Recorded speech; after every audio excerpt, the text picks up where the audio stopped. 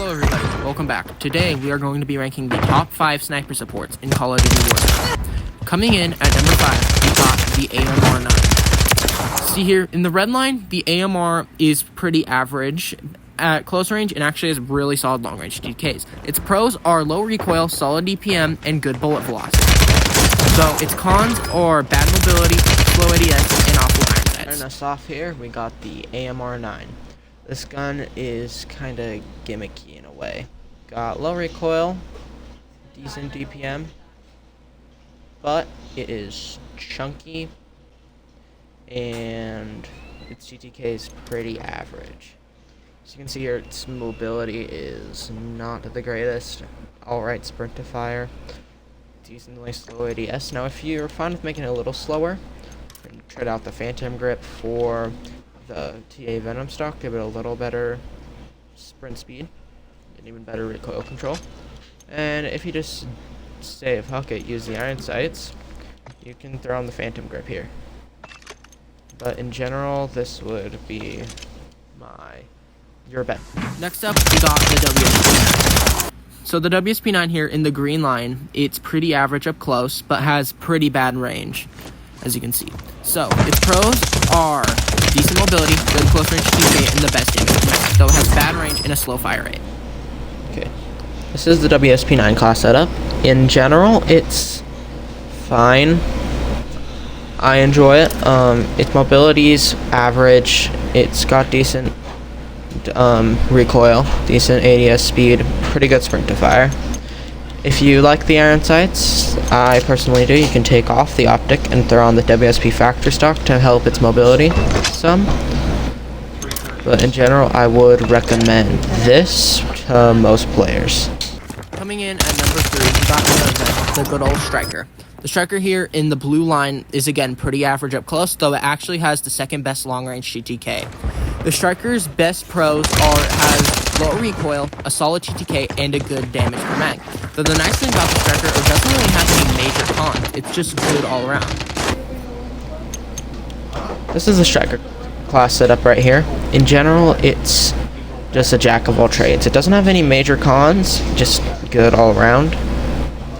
It feels good, has decent TTKs, decent damage per mag, and it's overall pretty nice. Now there are a couple variations. You can either take off the underbarrel for either the FSS priority stock for less recoil and mobility, or for the MK2 light stock for even better mobility. Or you could put on the light stock, take off the optic, and put back on the paracord grip. In general though, this is what I would recommend to, again, most players, but it's entirely your preference here. This is probably the gun with the most variation out of them all. Well, because you could even take off, say, the barrel for high grain. It's just the most versatile option. We got STG. The STG in the yellow line has the best TTK up to 40 meters, but the slowest TTK afterwards. Its pros are a good DPM, and a really fast TTK, but its only real con is its sprint. In my opinion, the best sniper support by far is the STG. It's got the most consistent TTK, and it's still a very fast TTK at 600. It's got the best range up to about 40 meters before it falls off. Got low recoil. The only thing I really don't like is the iron sights, since they kind of get bouncy after a minute, and it's hard to see through them.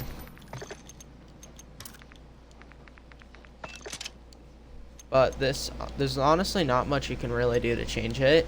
I'd say if you're fine with having a little bit less mobility, I'd say maybe take that off and throw on a Razorhawk or a DXS Flash for better sprint to fire.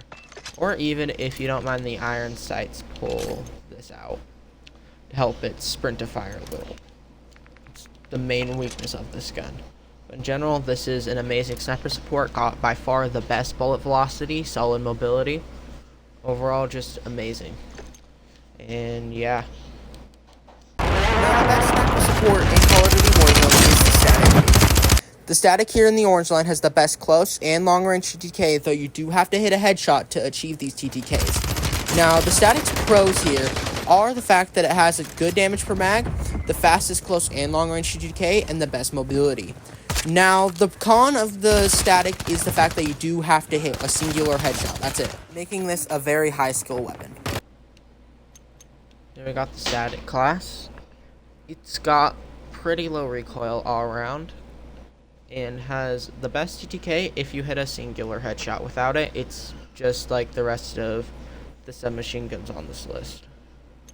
Now, the only real variation I could give is take off the optic for a rear grip, like the SK-24, since it doesn't offer high grain rounds and lasers aren't really that good.